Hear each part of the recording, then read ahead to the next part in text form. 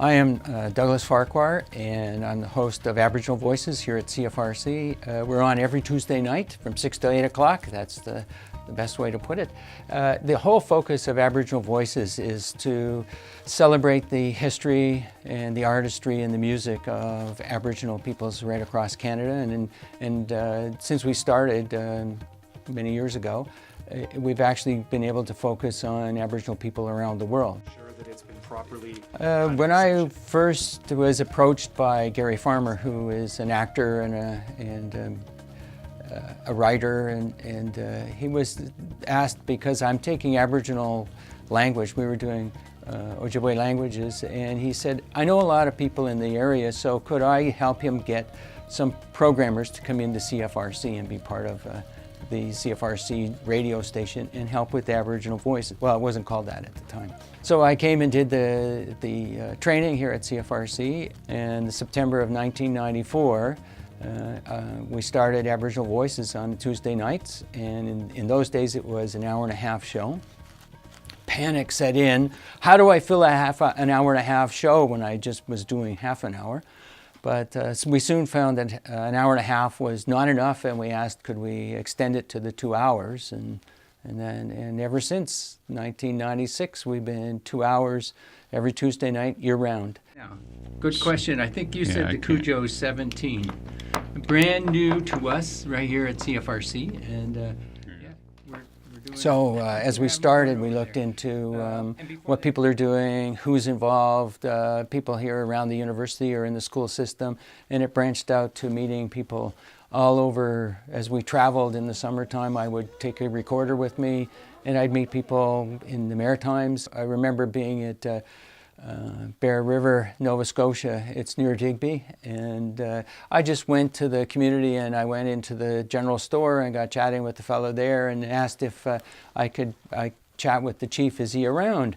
And they sent me up to the band office, and then they sent me in a number. It felt like a wild goose chase at first, but turned out I ended up with about 2.5 hours talking with and spending time with Frank Muse, who was then the chief of Bear River First Nation. And I remember sitting in his garage, and we were talking, and I kept looking up, and what's that? What is that? And I realized that's a beautiful canoe sitting up there. And I said, do you take this out? And the next thing you know, we're out in a canoe paddling across the pond where he lives. And so you get to meet people like that. And since then, we've had telephone conversations with him live on the air. The interesting thing about CFRC and having to go to a funding drive is that it provides opportunities for some of the young people who are coming in to learn to do more interested programming that they hadn't had a chance to do before, and asking folks in the community to provide money through a funding drive is often difficult. But what is in it for the listener? Well, basically, if you come in, our new digital board, it was a big fundraising cost. The board, the equipment that's there, has made a huge step in giving broadcast quality a more professional sound to it, but also many more opportunities for programmers to come in and do some work. And I've heard some really interesting soundscape programs that weren't able to go out before, and now we are, using the new technology with Skype interviews, telephone interviews, bringing in and mixing several songs together.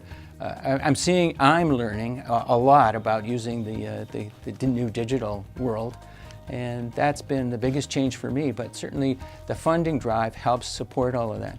And by the way, none of the volunteers get paid. So we're here and we're doing this because we love doing radio, and we love, I love interacting with people, whether it's the folks here who are other volunteers or the people in the community where I get a chance to go and chat with them.